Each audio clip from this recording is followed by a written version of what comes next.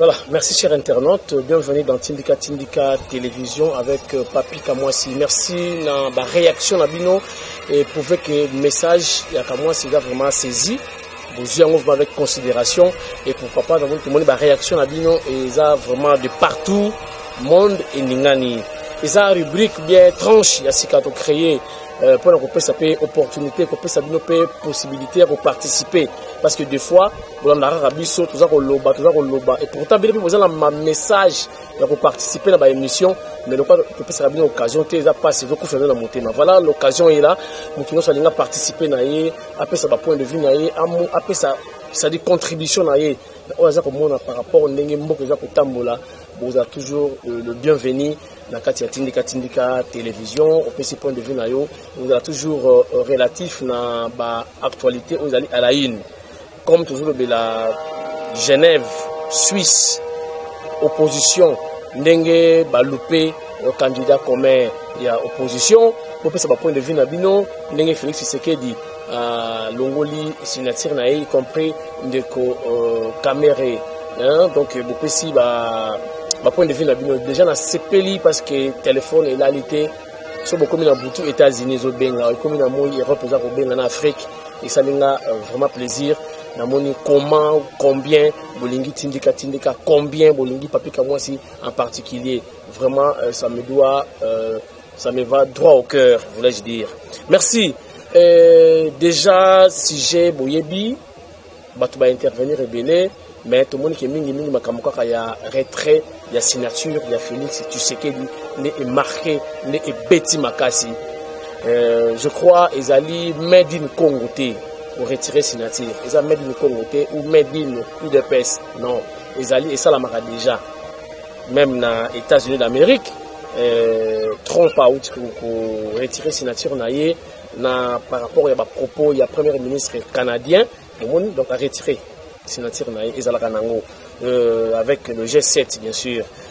Et du côté de Russie, Russie il fallait retirer signature pour traiter à fondateur il y a CPI donc retirer qui signature na bango tout comme Trump a retiré qui signature na à propos il y a premier ministre canadien donc voilà ils ont made in Congo made in UDPS que non Félix Tshisekedi a retiré signature et commis donc naie biti muto kufaka donc c'est comme si ezalaka te mbala liboso salama et salamaka ezalaka o atali mingi base naie ezape normal parce que pyramide ezalaka base des fondations donc ce qui base baza content na ba décision leader azui eza possible ezape normal que président tout le leader a s'incliner devant base parce que yé azali kwa muumbu ya base wana soki base baza contenté na ba décision moko boy oyo leader azui et c'est fort et possible et un peu normal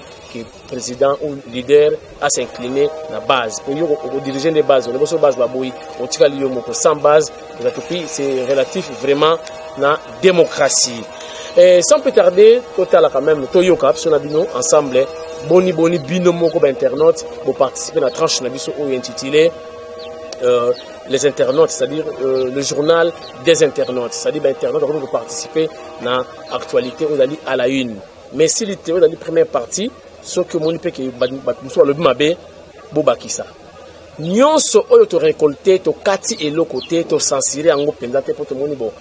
Et tous les coups sont permis, bon ben jir peine ma casse ezate, mais ce qui est choqué, mouké, bolimbisa kaka prochainement to bongisa. Mais tu as un brit kaka ndenge bosali ba voice na bino via WhatsApp nde to tindi yango kaka ndenge botindeli ba voice na bino mais constat kaka na moni bato yide pesa ba intervenir trop ba musu ba intervenir mingi te ezapo na mutu nyonso ezali émission ya bato yide pesa te ezapo na bato nyonso to lobi bien que le journal des internautes. C'est-à-dire, binonde ba internaute pour intervenir, n'anga na kopesa un sujet, mais comme tapé si point de vue naïe. Les attaques que biso to le to pesa blonga d'information, c'est vrai, c'est notre métier, et que l'ingé bino pe intervenir ka, batu ba yo kapé bozo kanisa nini pour contribuer au développement pour le changement total pour l'intérêt général du pays. Voilà, sans plus tarder, boyoka ndenge bino moko bopesi maloba avec la complicité de Mike Luzoladio à la technique. Suivez plutôt.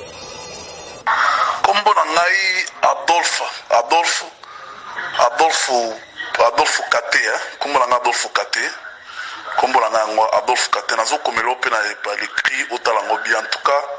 Papi Kamwasi. Na sepeli papa na sepeli mingi. Biso na Free to sepeli makasi. Ndenge président Félix a retiré signature na ye. Bango basalaki ba stratégie na bango. Na fondation wana ya Kofi Annan tema baza ba proche ya Fayulu basali ba messe noire basali mwa tricage moko boye ba convaincre Félix que tu es né en opposition yaka to ko appuyer yo zoka tricage ba simbise touche mais ba mondo ba misimbise touche siko bango moko basala campagne to mona Fayulu matungulu wana tomate matungulu wana na soki muzito wana muyibi oyo na bafitida tonga bandako ya yiba mbongo na Congo basala siko campagne bakita kisasa basala mitingi to mona peuple wa kolanda bango ba sorcier basimisi Fayulu za soda bundaki mais asali mama na erreur il fallait tika opportunité pas de pèse asali mama na erreur atika oza sous chance wana te Fayulu. En tout cas, félicitations Félix Tshisekedi, félicitations Fachi. Surtout ça, on a pour aider à $1. Papier, là, comme sous papa, il faut peu que ça là tout pour renseigner l'équipe Oyo et qui n'a Fachi na Genève. Bon, bino, batonnions, on va éclairer. Fachi comme moyen l'idée.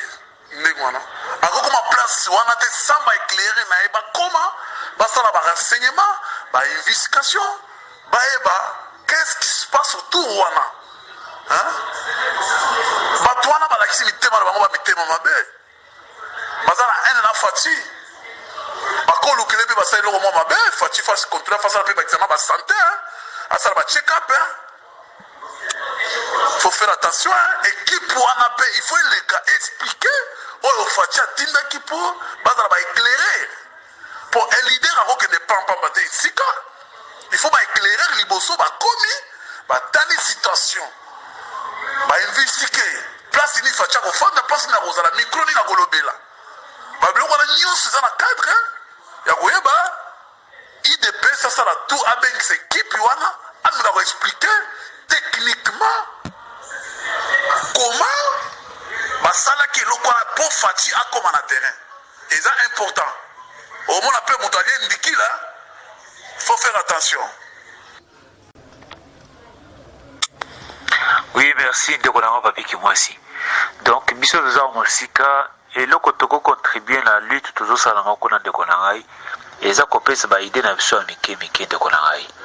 Problème la zana ngo Félix a retiré signature na ye sali kitoko na yo occupé caméra retiré signature na ye ba komi deux mais mon cher na mona kayo za pembeni ya Jean-Marc eza Félix bo s'attacher na caméra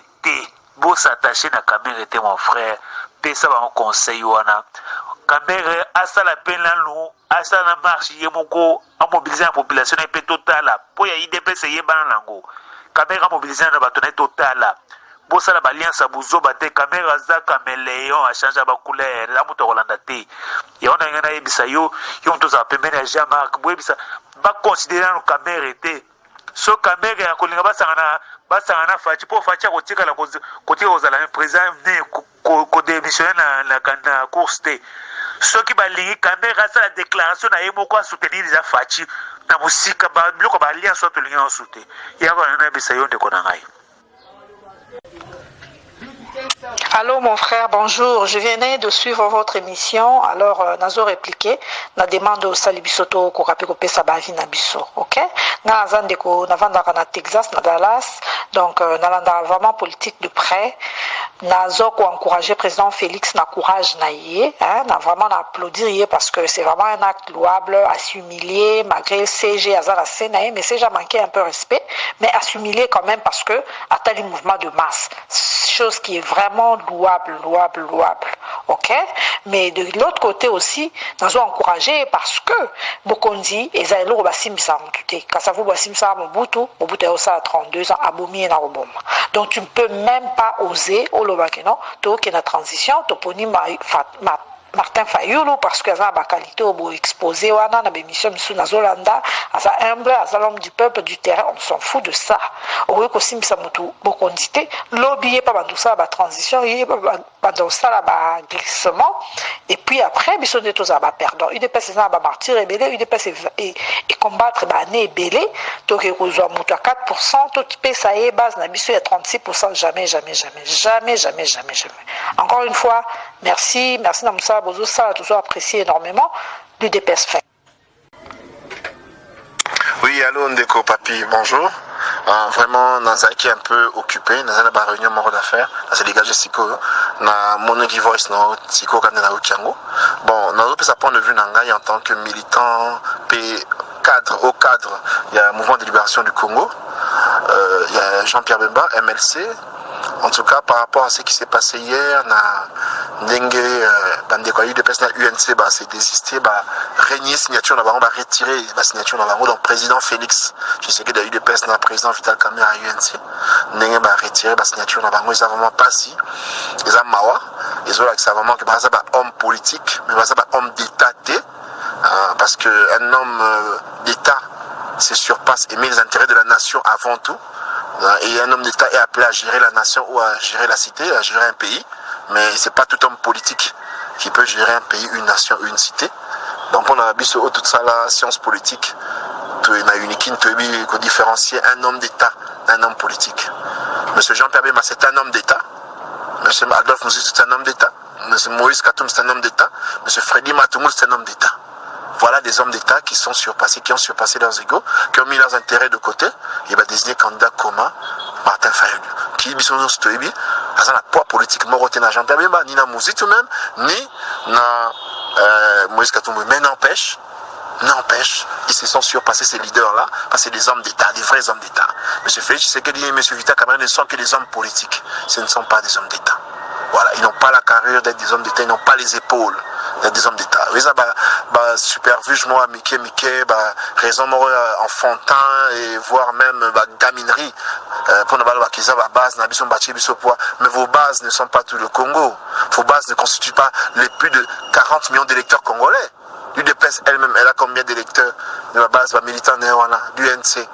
Donc ça c'est vraiment des faux fouillants, c'est vraiment de l'immaturité politique, c'est des nains politiques, je le dis et je le confirme. Donc ça vraiment ils avaient passé. Alors concernant vraiment ce qui s'est passé, c'est ça. Ils sont en train de critiquer une déclaration de Martin Fayulu sans base. Pour vous jamais ainsi mais Emmanuel Macron, président de France, le base n'est à Kiwapi. François Fillon a eu 4 500 000 voix. Ancien Premier ministre français, avec 4 500 000 voix, rien que la primaire, il y a parti républicain. 4 500 000 personnes ont voté et Fillon a gagné la même primaire, il y a la républicain. Voilà. Alors, est-ce que Fillon a déclassé et puis après, avec Macron est le cas président, Macron est en a base, non? Alors Macron est le président de France, il a créé son mouvement de toutes pièces à quelques mois des élections. Et il est président de la France. Donc, Constance Makassi, ne pèse pas. Mais que pesait Emmanuel Macron? L'histoire nous renseigne. Mais M. Donald Trump, qui n'a jamais été politicien de toute sa vie, un homme d'affaires, a gagné la première républicaine, pas comme le président des États-Unis, avait-il une base avant? Alors, comment est-ce qu'ils peuvent dire cela que Martin Fayulu parce qu'il n'a pas de base? Nous sommes des papiers, ils ont des faux fouillants, ils ont des échappatoires. Nous suspectons des quoi là, non seulement qu'ils sont immatures sur le plan politique, mais parce que sûrement la complicité, la connivence, n'a pouvoir en place. Parce que la jeu à pouvoir, tout est bien gros. Pour des collaborations Chadar a gagné les élections haut la main. et bango se retrouver à la deuxième et la troisième place et après va récompenser dans la poste dans le gouvernement où Chadar a après. Mais nous allons mettre un frein à ces ambitions politiques où on a tordu. Il y a complot contre la République au Barosala, UNC et UDPS. Nous, au niveau du MLC, on va y mettre fin. Jean-Pierre Bemba est un leader qui a démontré qu'il est un homme d'État. Maurice Katoumi de même, Mouziti de même, M. Matungulu de même. Voilà ce que j'avais à dire. Donc, nous sommes mobilisés. Nous, la base du MLC, le mot d'ordre est déjà donné. Nous, les militants et cadres, nous, les cadres du MLC, nous sommes mobilisés aussi. Parce que la victoire, elle est certaine cette fois-ci. Et nous ne laisserons plus jamais ce genre de complot où UDPS a banné depuis Papi Robo Santa Banana, on a Ibiza. Laquelle on a Venise, Toyebi Nyosoana. Et M. Den Kodjo Loba Kiango. Question na mina Loba Awa, UDPS a fait un gaï qui n'a zumbongo. Ngas na mina Loba Awa, Oba Bazouana Ibiza, Nana Venise. Bavanara Nien, tant M. Den Kodjo Chaka Bango au défi. Loba Rasouti, Bavanara Nien. Toye biango mako te tiens Tshisekedi moi ça vivant nan toye biango monsieur Félix Tshisekedi nan de bonaye Christian Tshisekedi toye bango masala na Venise masala na Ibiza toye binyonso monsieur Vital Kamerhe bon bino boyebi akotana na dialogue ya quand tu as tibino boyebi pour une réponse après ministre après il a été déçu parce qu'il ne badi banga toyebi UDPS pe na ba jeune wana après ça deux premiers ministres na président Kabila depuis président Kabila comme hors mandat deux premiers ministres au ba gérer mon président Kabila ba membre UDPS effectif on soit proche ya Tshisekedi père na Tshisekedi fils Bruno Tshibala brado Tshisekedi père badi banga brado Tshisekedi fils toyebi en nyonso voilà. Merci, monsieur Papi, Ndeko Papi. En tout cas, à très bientôt. Merci. Allô? Bonjour. Monsieur Tindika. Tozali kulubakia makambwana ezali kusala pasi mingi parce que vere bakendaki kuna na kati ya Genève basalaki makambo wana bakandida oyo bazalaki na kati ya bakandida minei bazalaki Félix M. Kamerhe na Matungulu na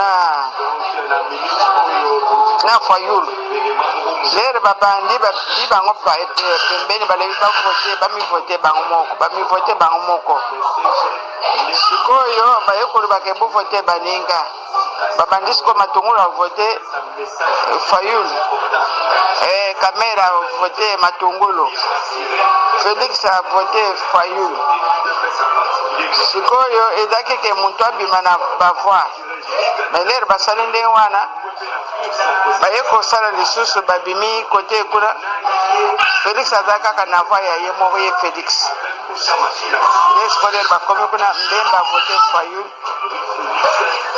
Katumbi avote Fayulu mosusu avote kaka Fayulu mais Félix azaki sikoyo ye moko atekalaki kaka na voi na ye moko Kamerhe na voi na ye moko ezali ba injustice basali kuna bato wana baliza na bolingo ya kongo te bazala na motema mabe yango wana ndenge Félix azalaki na kati na bango bayekolobake basinye mikanda yango wana basinyaki me basalaki malamu te parce que bango moko bayebi ke Matungulu nani Fayulu aza na base te yango wana balingi kongo te.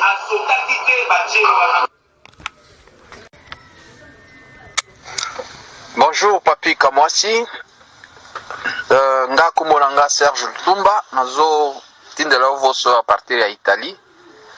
Na ndenge olobaki ke to tindela ba voice pona ba vie na biso sur l'enjeu politique na mboka na biso surtout na ba accord esalemaki na Genève. Bon, moi je pense que le peuple a raison,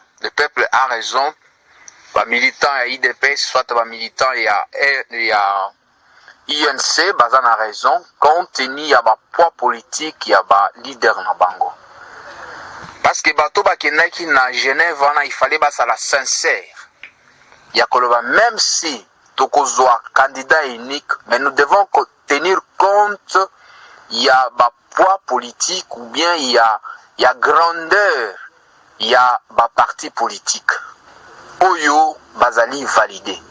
Toyebi ke grandeur à parti politique et grande parti politique ezao parmi boza validé ezali INC na IDPS. C'est parmi les deux là qui devraient choisir un candidat commun oyo à représenter opposition na ba élection il y a 23 décembre ce qui est causal. Mais ils n'étaient pas sincères. Batunyo sont vraiment sincères envers eux-mêmes et vis-à-vis même à les militants na bango. Donc ils ont fait le choix compte tenu il y a un intérêt na bango personnel. Parce que moi je ne peux pas comprendre que Batouana basali ba élection bongo bakoki ko exiger ba membre ya IDPS na ba membre ya INC ba kendo voter Martin Fayoul. Et vous allez impossible. Bakokanga bango na maboko te. Parce que ils savent le poids politique il y a ba parti na bango. Donc première fois ils a qui erreur il y a que Batouana ba kendo sala ba consultation wana sans ko consulter base na bango. Donc si moi j'étais à leur place, il fallait basala ce qu'on appelle les élections primaires net na poto basala ba élection primaire. Balobi ke tout ça ba élection primaire tout toye ba mutunini à représenter biso na élection générale les akoya. Il fallait ba inviter za ba membre à ICD, ba membre à IDPS, ba membre à INC na ba membre ensemble basali ba leader wana basali bakambasali élection bakena ba vote primaire ba membre de bangaki ba pona oyo alingaki a représenter opposition na ba élection ezali koya na décembre. Mais ils n'ont pas fait ça. C'est pourquoi ba peuple esiliki est tombé que non, compte tenu à poids politique ya Fayoulou, il ne peut pas nous représenter. Et ça c'est sûr, ça c'est on peut le voir. On peut le voir. Qu'est-ce que Fayoulou a fait na ba élection passée? Et poids politique na Congo Mobimba. Donc on ne peut pas risquer. Donc ils ont fait vraiment et le Romo bien il y a qu'on retirer ba signature na bango. Ce n'est pas la première fois. Trump tango a eu pouvoir na États-Unis, il a retiré la signature des États-Unis d'Amérique na ba accord climatique et salema qui na France. Mandela avait fait aussi mêmement. INC tomboka ki na Afrique du Sud kuna ba tomboki contre ba leader mususu ya INC ya ANC plutôt ba longola ki bango na pouvoir. Donc c'est le peuple qui décide. Donc le Congo doit grandir ya kokoma na niveau wana kolobake non, c'est le peuple qui décide. Mais en Angleterre toloba na Angleterre basala ki bakota ki na Union européenne. Mais tango bamoni ke ba intérêt ya Angleterre ezaki bafoué ezaki bien te, le peuple ont décidé. Cameron qu'est-ce qu'il a dit à ça le référendum a dit ceux qui vont voter si na lonatikali na Union européenne, ceux qui vont voter non na longo na Union européenne. Mais basala ki bien que ba accord basala ki na Union européenne wana mais Angleterre longo na Union européenne balongwe na ba accord basinyaki. Mais même en Italie, il y avait un premier ministre qui fait référendum, il y a Coco Tchaloua Mogo na carte constitution. Ce à ce poste né en G. Alors dit que vous votez si na tikal, ce que vous votez non na longwe na démissionné. Et le peuple a voté non, il a mis son poste ministériel en G à longwe. Nous devons grandir dans la démocratie. La démocratie c'est le peuple, ce ne sont pas les leaders, c'est le peuple qui décide. Nous devons grandir. Alors les deux leaders ont bien fait, il y a Kozwa ya ko retirer ba signature na bango o ezalaki d'accord te ezalaki bien récité ezalaki accepté te na population na ba base na bango baza vraiment na raison bakine na élection ngo tebite ce ko zala kutute na campagne de tokoyeba qui peut quoi tout le monde qui na ba sondage salema ki awa bakine ce total je ne crois même pas que si on aura les élections. C'est ça vraiment mon point de vue. En tout cas, Bazan a raison. Il y a Kolongo la signature na bango. Balanda, peuple Oyo Azali Koloba. Le peuple, le leader congolais doit comprendre que c'est le peuple qui décide. La démocratie, c'est le peuple. La démocratie, c'est le peuple. Il faut tout comme à niveau wana. Il ne faut pas tous à l'okola na ba FCC wana, ba Tchadari, mutumoka contester. Non, la démocratie, donc, na INC démocratie Zali, na IDPS démocratie Zali. Alors, s'il y a quelque chose qui ne va pas, il conteste, va démontrer, vie na bango. C'est ça, c'est comme ça. Et ça peut justifiable. En tout cas, merci beaucoup. Merci. Ciao. Serge Lutumba à partir d'Italie. Merci, bye.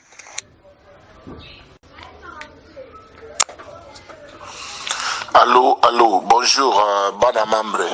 Nakanisi ezali ngai ndeko na bino na vandi awa na Madrid, Espagne, na kombo ya Chacho Pipo de Madrid. Na mingi boyebi ngai. Nazali nabino elongo ensemble toza kolanda masolo nyonso ndenge za koleka. Nakanisi boyebi nyonso oyo ti kosalama na Genève. En tout cas, ezali pasi mingi kozala na bato baza na mitema mabe mitema ndoki pona peuple congolais à souffrir. Donc ngana ande kona bino naza angolais de naissance. Euso angolan. Mais nazali na bino elongo pona pe yamboka. Mais o eleki na Genève ezali haute trahison, trahison oyo basali na Kamere na Félix Tshisekedi Tshilombo. Donc bolanda yango te lokola ba rejeter ba longoli ba signature na bango ba lakisi ki sagesse na bango. Eza normal bovandi na batu bokeye réunion pona ko signer moi manifeste à réunion mutu nyonso atanga na ko signer. Mais na ko signer na eloko moko ke toyeba ke nini o to signaki. To signaki po bango bazalaki sir ke oyaza na base, oyaza na popularité pona ko beta bango na wana bashadari wana pona ko beta bango na élection, bango tu bazala baza conscient eza IDPS ya Félix Tshisekedi. Mais oyo basali wana ba trahir ye po balingi ete po ba moni popularité azanango na mokili ndenge ningani pona ko soutenir mutu wana yango wana esali bango jalousie bake ko provoquer loko wana et loko biso awa na poto tozo sala tozo landela to lukata base ya Fayulu toyeba azana combien de bato mais za soni donc ozomona ke bozo pesa ba pesa bena passe na Shadari a gagné na élection pour Fayulu banani nani akoropuye pour ceux qui zuka ka IDPS to sangani atana MLC batwa ya nani ya MLC na batwa Vital Kamerhe bomoni ke élection des a gagné siko il fallait batika ndeko na bango to leki na bango Félix azwa masolo alingaki ayeba na ba place ministérielle wana ba clé wana nyoso alingaka yeba ke awa na kocha nani awa na kocha nani awa na tenani et puis baluki solution bien mais siko botala bino moko wana eza trahison de trahison. Donc batu wana boye ba peuple congolais bino moko balaksi bino ke boye ba munguna na bino banguna na bino o bazome mabino na ki pauvreté bazome mabino na ki malheur bango wana bomoni. Alors ndengi Félix na Vital Kamerhe balongoli ba signature na bango balakisi force ya mibali. Alors bozala tranquille président zokoma le 17 boyamba ye kitoko bako vanda nande kona ye na vie na ye Kamerhe bako beta masolo ya danse bako mema batu wana tina suka et puis ndengi Mobutu alobaka oye koya eya. Donc de boza wana boza ba béret rouge boza ba béret vert donc bo simba masolo na ndenga mokete.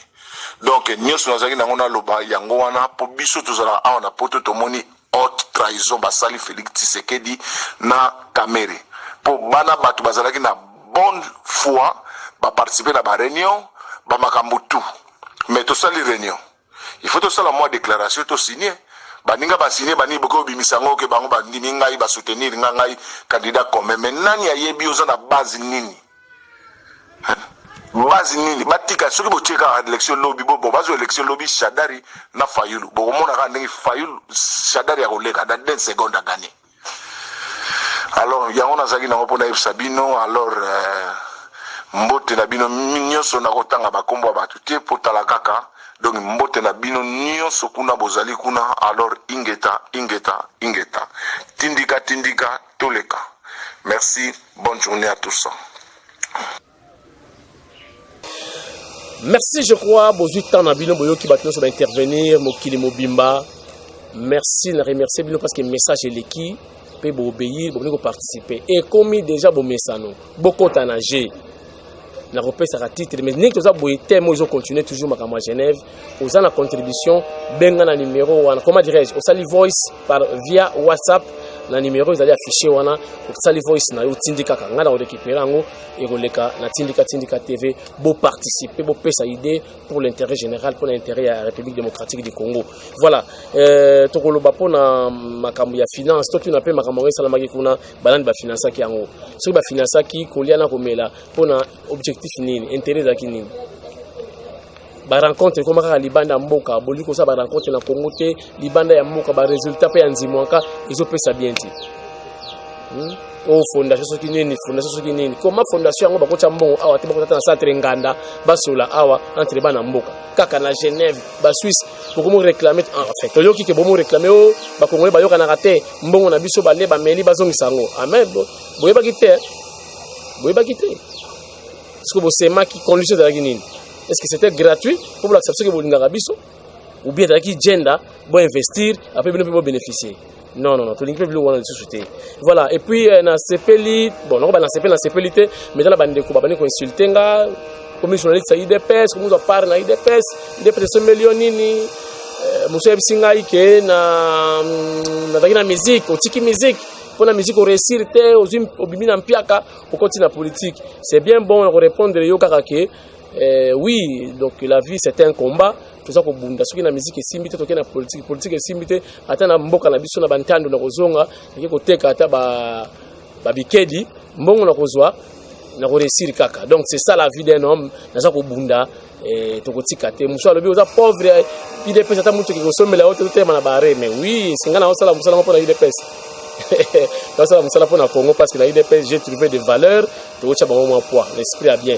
Donc mutu kapé za na ngorien soki koyaka kapé l'esprit a bien to zo bunda te pona ba mutu kaka po ba mutu ba ba parler na ba garage na ba sachet batamula na ngote ce ko web ça batona ndenge nini. Voilà, donc ils nango ba insulte tout na zo zwango ils nango ils normal parce que naza déjà personne moko public et vous avez la possibilité de ingérer. Voilà. Alors moi techniquement on va expliquer bien ce qui s'est passé. Na UDPS oh il comme lilo Félix déjà Jean-Marc Kabound à monaki yango parce que moni Etienne Tshisekedi avec loko la sorcier mo a monaki Kabound na butu na nenga mystique amoni ke muto yo soki ngana zate mtakosimba parti so ngana kufi. Alors Kabound azana moi kindoki wana moi eloko ebonga na raté wana ya Félix ya Etienne Tshisekedi et ça monaki makabela ki caché na kati ya ba Genève wana. Après qu'on expliquer Félix. Mais Félix, alors tenté de expérience naie, c'est la politique de la Gane. Il a tenté à Keboui béton à tout année à Zungi. Donc Kabound a eu ça quand même. Un Kabound a Timbelika président Sopani. Kabound a récupéré un monument sa bination a zéli déclaration à Genève que Félix a loba retard ba ko tumba parler. Pour parler banaki déjà aux moto. Un Kabound a récupéré ballon calmer la situation, à vendre ici base, en attendant le président retiré signature naïe, Kabound, aïbaki masolo. Donc Jean-Marc Kabound aïbaki comment calmer masse, à vendre ici bango kimia pour calmer Kota. Donc il y a un besoin de la bataille sur le dos que Jean-Marc Kabound doit faire long na IDPS. So même tado le babilo kané wana keba, balingi espace éthique à la scope ça n'importe quoi. Mais na lingi bo incriminer Félix pe mingi te c'est un humain aza leader mutu so atribishaka o ya tribishate na vi nani et comme basela on nzembo bakoti studio basali nzembo base na kotuna base soki ngeni nzembo wana oh atuna base c'est pourquoi base a fâché parce que simbaki base a ngoko sepela bi président on y a ti simbi parce que promesse d'agir dans les sujets d'agir n'engouan baki kuna babalu ke Félix mais Kabound mona ki ngodi na nenga mystique asina le Félix keba mais Félix en tant que politique il n'a pas tenté comme ça bon suka à vivre réalité en face. Il a vécu la réalité en face, c'est bon, rien n'est changé, la vie continue. Azongi candidature na ezali, c'est renoncer à la candidature na ye, alors qu'on continue combat na ye. Voilà. Mais comme maté que non que Yakob Talibakute, yo non Talibakute. Nani on a la salle de soumou, dans la trébichate. Écoute, on va Trump à côté donc le président Gaffer, la ligue va présenter la bagaf. Trump. Monsieur Félix attend a Gaffer mbala moko to pas ciel pas koité a ciel moki a trébiché moki. Où est le problème? la lutte continue, bataki parti te, makambo za continuer, vous continuer à soutenir hier, mutu sa poyaka, ce que yo la kisi Félix Misapi, lobi pa la super Misapi parce que yo potaka na mondo na mabele oyo, tu peux aussi trébucher. Eza impossibilité. Mais bon encourager à kende liboso, on appuyer. Et puis qu'on ni conseil na coopération na bataille de presse. Bon, faut ça la faire très attention. Faut pas embrasser n'importe quel opposant. Mutu na moins de 5 ans. Il y a résistance, il y a expérience dans l'opposition. Beaucoup de gens qui ont des pestes. Après, il y a combien d'opposants? Ok, combien d'opposants? Total ayo. Zala kuna. Au niveau de côté nabiso, va dans le kuna total ayo. 5 ans ou plus. Nous avons une alliance dans les pestes. Pas opposant mon solo au pouvoir na musulman sur la dollar. Mais le coup la Félix a pu rassembler un ennemi qui Mabango et a craché sur lui. Je crois cette fois-ci, ce qu'on a opposant au Lungoya, on a Jean-Marc Kabunda, donc il y a donc 10 ans d'expérience. Mais accord en pays, le a déjà 2 personnes balongwe. Balongwe signature. Moi je crois accord en tout ça en boy. Hein? Est-ce qu'on a valeur té? Donc tout passe là accord en haut. Tinezate. Et puis batona balingi na bango pe élection té. Boule la bango zali transition parce que boloki Olivier Kamitat a ça pesi déjà oh là on peut ça mot d'ordre ba boy côté élection na peuple bila boyo kai tozo kende kaka bongo machine ou sa machine to kene élection oya ko gagner a gagner eza démocratie mama ki mvuka lisusu keto sangana boy lycée bo sangani makamona pe fesila merci à trop pour la loto suki wana. Mais tout tika na kaka bo continuer ko benga lisusu bo pesa ba point de vue na bino ba o ba musu ba lobité bino mo bakisa ba bo mona keno ba tu ba lobby trop pour Félix na kati elo kwa mututé so ki o mona na l'électricité ba o ba critiquer o ba lobby contre c'est-à-dire ba intervenir na bangoté donc bozal na toute liberté o ya moni ki na l'électricité son a été à commenter ko pas ba commentaire donc envoyez vos voice toko tsango na tindika batbayo kada contribution participation na yo na makamotali Congo donc pour l'intérêt général. Merci na bino so bolinga papika moi si en commençant par Dengi Mayar Montana Dengi Mayar na Suède. Merci na bato États-Unis nyonso. Merci na kala la casa di Braham numéro 1 ya UDPS na Japon. Merci na bino so bolinga papika moi si na Belgique, na France, na Angola, partout. On appelle les labino fort, au sambino, au boulot. Maman Bibiche, Bambo Tatro, Bino Sobolingaka, Maman Rachidi, la Belgique, Bambo Tatro. Donc, tous ensemble, Tindika, et Boya Rabinote, Binopi Bobo Yangate, tous à la ensemble pour l'intérêt général. Merci en tout cas pour l'élo, tout ce qui ici, nous avons appelé si refait qui sont mes mots tétés, à OCPLAT, donc il y a papa social, hein, refait qui sont papa social, papa bonheur, et sans oublier maman social aussi, maman bonheur, maman Élysée. Donc, bon, ça n'a pas été papi, Kelly, Yepena, Oumela. Merci beaucoup. Tout l'année prochainement na Tindika TV. Continuez à réagir. Bobenga benga botinda tinda ba voice na bino pour eleka prochainement parce que à la une yango kaka. Donc jusque là aujourd'hui thème comment dirais-je actualité o elongoli wana ezana noté. Donc jusque là Genève. Continuez à réagir. Tokozwa tokolikisa pour l'intérêt général. Merci et au revoir.